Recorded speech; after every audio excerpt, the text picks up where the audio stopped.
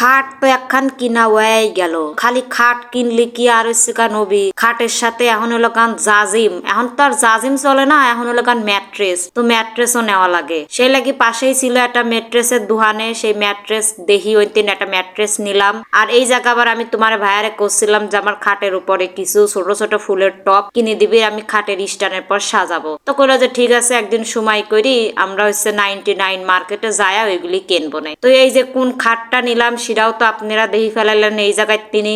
আর van tan সবকিছু গাড়ি ঠিক করি, ভাড়াটারা মিটিনি, এখন হচ্ছে কারণ খাটটা ভ্যানের পর তোলা হচ্ছে, মানে এখন হচ্ছে বাসায় চলে যাব।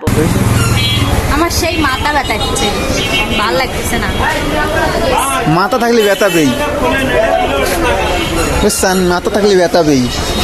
মাইগ্রেনের ব্যথা যারা তারাই বোঝে মাথা ব্যথা কেমন লাগে।